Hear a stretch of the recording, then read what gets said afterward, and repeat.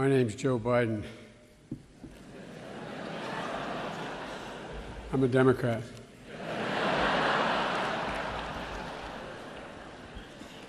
And I love John McCain.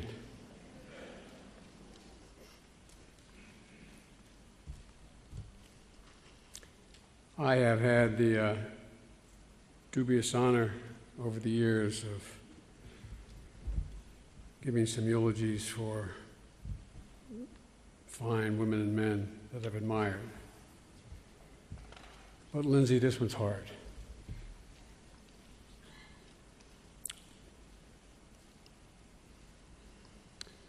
The three men who have spoken before me, I think, captured John, different aspects of John, in a way that only someone close to him could understand. But the way I look at it, the way I thought about it, was that I always thought of John as a brother. We had a hell of a lot of family fights. We go back a long way. I was a young United States Senator. I got elected when I was 29, and I had the dubious distinction of being put on the Foreign Relations Committee, which the next youngest person was 14 years older than me. And I spent a lot of time traveling the world because I was assigned a responsibility. My colleagues in the Senate know I was chairman of the European Affairs Subcommittee. So I spent a lot of time on NATO and then the Soviet Union. And along came a guy a couple years later, a guy I knew of, admired from afar, your husband, who had been a prisoner of war, who had endured enormous pain and suffering, and demonstrated the code, the McCain code. People don't think much about it today, but imagine having already known the pain you were likely to endure and being offered the opportunity to go home, but saying no.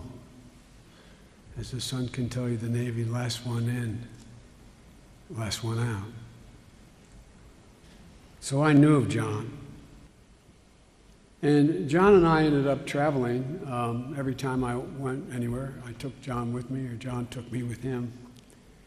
And we were to China, Japan, Russia, Germany, France, England, Turkey, all over the world. Tens of thousands of miles. And we would sit on that plane and late into the night when everyone else was asleep and just talk, getting to know one another. We talk about family. We talk about politics. We talk about international relations. We talk about promise, the promise of America, because we're both cockeyed optimists and really believe that there's not a single thing beyond the capacity of this country. I mean, for real, not a single thing. And when you get to know another woman or man, you get to know their hopes and their fears. You get to know their family even before you meet them. You get to know how they feel about really important things. We talked about everything except captivity and the loss of my family, which had just occurred, my wife and daughter. Only two things we didn't talk about. We got to know each other well, and he loved my son Bo and my son Hunt. As a young man, he came up to my house. He'd come up to Wilmington. And out of this grew a great friendship that transcended whatever political differences we had or later developed. Because above all, we understood the same thing. All politics is personal. It's all about trust. And I trusted John with my life, and I would. And I think he would trust me with his. We both knew then from our different experiences that, and as our life progressed, we learned even more, that there are times when life can be so cruel, pain so blinding, it's hard to see anything else. The disease that took John's life, took our mutual friend's Teddy's life, the exact same disease 9 years ago, a couple days ago. And 3 years ago, it took my beautiful son Bo's life. It's brutal. It's relentless. It's unforgiving. And it takes so much from those we love and from the families who love them that in order to survive, we have to remember how they lived, not how they died.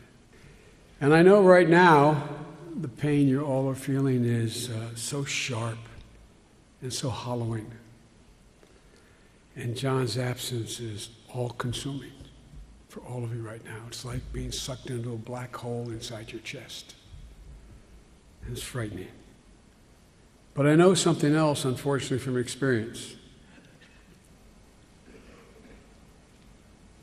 Character is destiny. John had character. While others will miss his leadership and his passion, even his stubbornness, you're going to miss that hand on your shoulder. The family, you're going to miss the man, this faithful man, as he was, who you would know would literally, not figuratively, give his life for you. And for that, there's no balm but time. Time in your memories of a life lived well and lived fully. But I make you a promise. I promise you. The time will come. Because what's going to happen is 6 months will go by and everybody's going to think, well, it's past. But you're going to ride by that field or smell that fragrance or see that flashing image. And you're going to feel like you did the day you got the news. But you know you're going to make it when the image of your dad, your husband, your friend crosses your mind and a smile comes to your lip before a tear to your eye. That's who you know. And I promise you, I give you my word, I promise you, this I know. That day will come. That day will come. You talked about values. It wasn't about politics with John. He could disagree on substance, but it was the underlying values that animated everything John did. Everything he was. He'd come to a different conclusion. But where he'd part company with you, if you lack the basic values of decency, respect,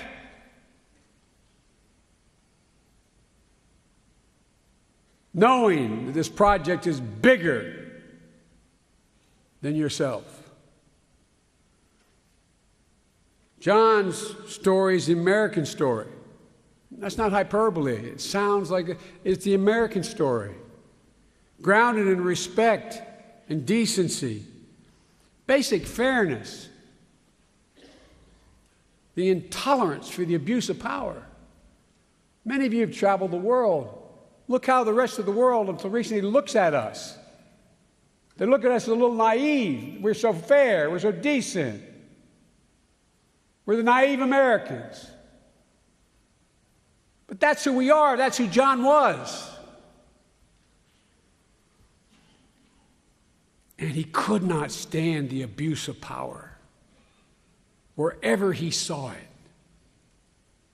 in whatever form, in whatever country. It's always about basic values, John: fairness, honesty, dignity, respect, giving hate no safe harbor, leaving no one behind. and understanding that as Americans we're part of something much bigger than ourselves. With John, it was a value set that was neither selfish nor self-serving. John understood that America was first and foremost an idea, audacious and risky, organized around not tribe, but around ideals. Think of how he approached every issue. The ideals that Americans have rallied around for over 200 years, the ideals that the world has repaired to. An idea enshrined in the Constitution. Sounds corny. We hold these truths self-evident, that all men are created equal, endowed by their Creator with certain inalienable rights.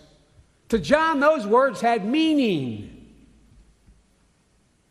as they had for every great patriot that has ever served this country. John, you did much more than that, my friend.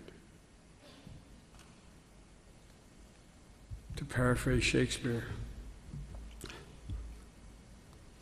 we shall not see his like again.